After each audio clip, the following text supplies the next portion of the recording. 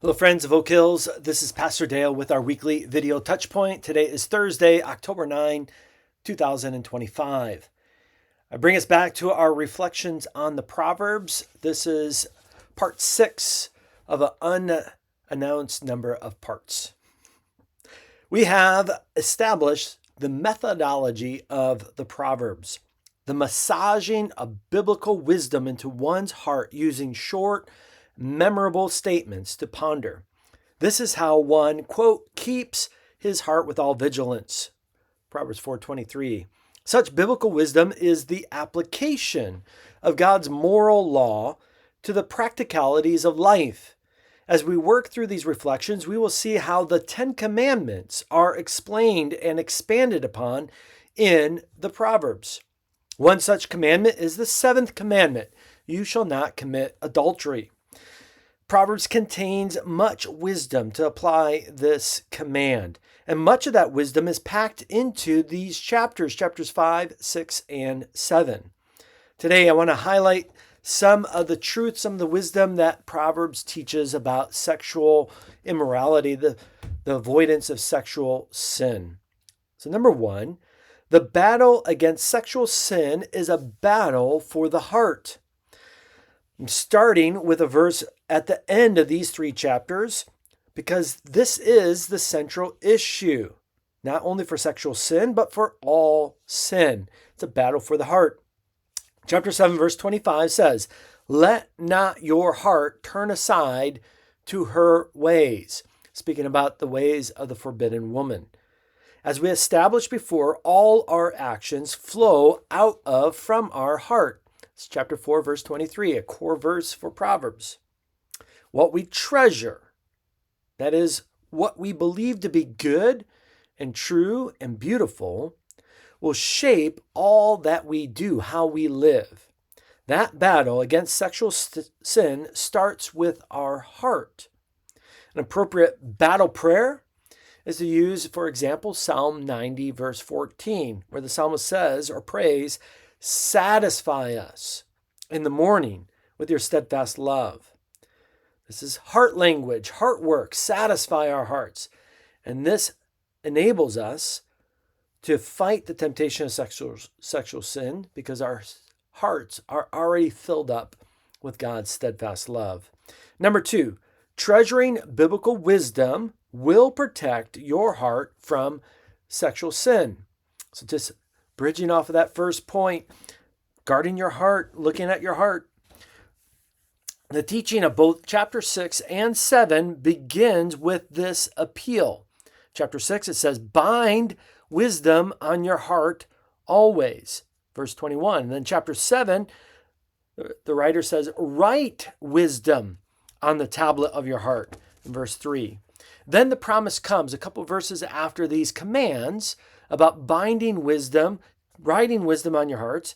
In chapter 6, verse 24, it says, "To preserve you from the evil woman."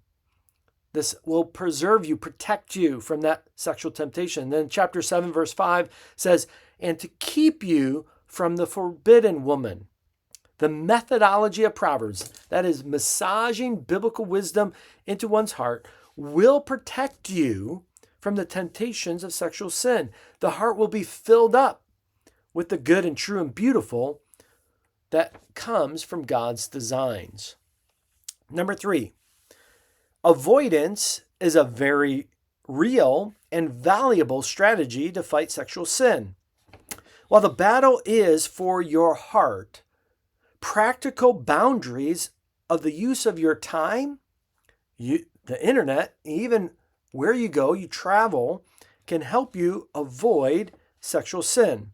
Chapter 5, verse 8 says, "Keep your way far from her, and do not go near the door of her house." And then chapter 7 speaks of the foolish man who lacks sense when he passes along the street near her corner, taking the road to her house in the twilight, in the evening, at the time of night and darkness. Chapter 7, verses 8 and 9. The practical wisdom here is that we should not even flirt with sexual temptation, but mindfully avoid those times and situations that lend themselves to temptation. This applies to how we use our phones, to the use of the internet, to how we schedule our time with people and the places we're at. The foolish person becomes ensnared in sexual sin because that person does not stay away from the temptations. Number 4, sexual sin is deceptive and manipulative. The Proverbs personify sexual sin as the quote-unquote evil woman or the forbidden woman. Sexual sin is not limited, though, to committing adultery with a prostitute. It includes all deviations from God's design for sexual intimacy and a monogamous marriage, which includes sins of the mind, sins of the heart, and even sins of our actions. In Proverbs chapter 7, we have a woman. It's personifying the nature of sexual sin. And this woman is wooing a foolish man into sin. She's described as she lies in wait, verse 12. She is wily of heart, verse 10. She uses much seductive speech, verse 21. She flatters him, verse 15. She says, I have come out to meet you, to seek you eagerly.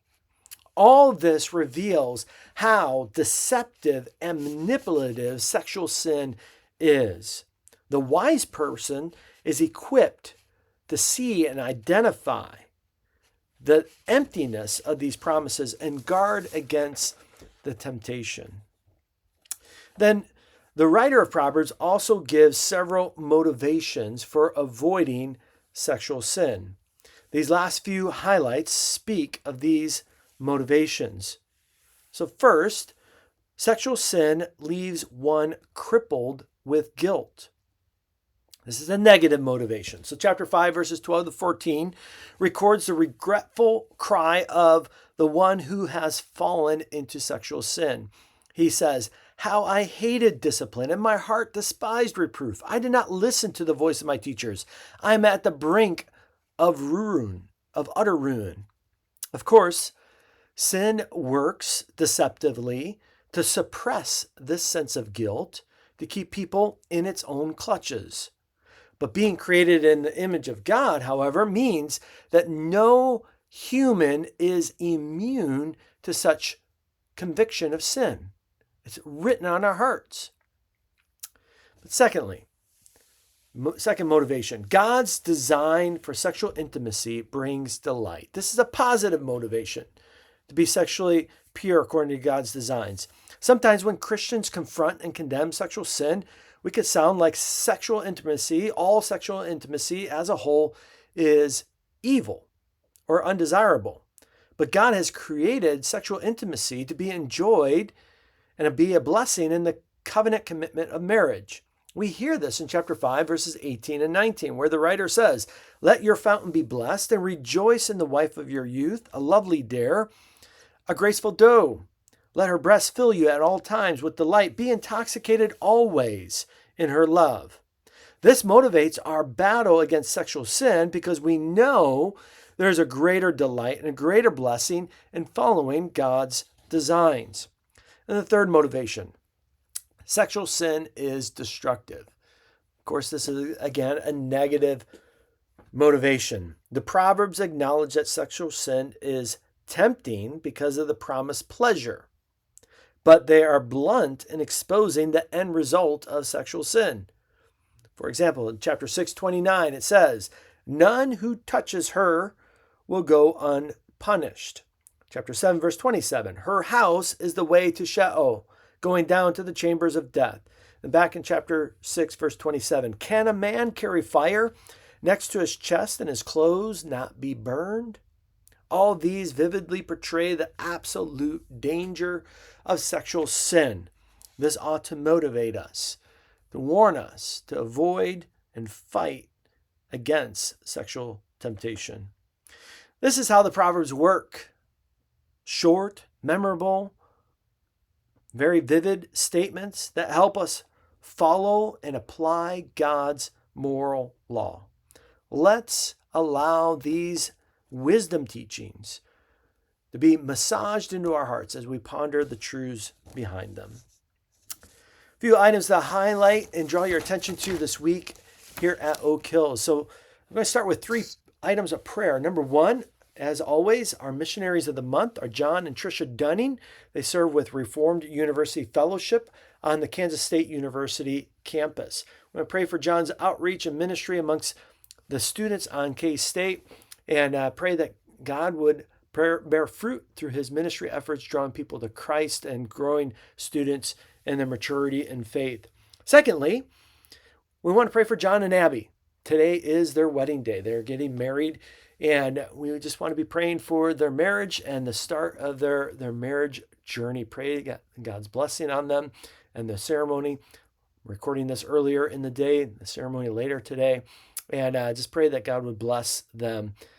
And then thirdly, this weekend is the men's retreat. Leaving tomorrow and traveling for 2 nights into Sunday, our men will be away, and let's just be praying for those relationships. We know that when people are being fed in God's word and being built up in relationship with one another, it not only strengthens the individuals, it strengthens our whole church. And so we want to be praying for the fruit of this, for the blessing of Oak Hills, for the men that are able to participate in that. Then looking ahead, some things to draw your attention to, and I hope these are on your calendar already. Saturday, October 25th, is our annual harvest party. This is a chili cook-off, trunk or treat, and just a blast to enjoy time together with your church family. I hope you plan to be a part of it. Come enjoy it. We invite our neighbors, and every year we have quite a few friends, neighbors, community members join us for this event, and we are there to have conversations with them, to love them, and encourage them to come be part of what's happening here at our church. So plan to be a part of that Saturday, October 25th. We're still looking for more signups for chilies. If you want to prepare chili and have that as part of our chili cook-off, or even a trunk, if you want to provide a way to just bless kids and giving them an activity in your trunk while you're here for that. And then looking ahead into November 14 through 16, we've been talking about this already for a while. We are inviting and hosting Ted Powers to join us for the weekend, and he's leading a seminar on spiritual conversations. This is for everybody in the church. We'd love for everybody to be here Friday night, Saturday morning, and then again on Sunday morning. And Ted is just going to be training, equipping, encouraging us in our evangelism efforts, sharing the hope of Christ with people who have yet to hear of Christ.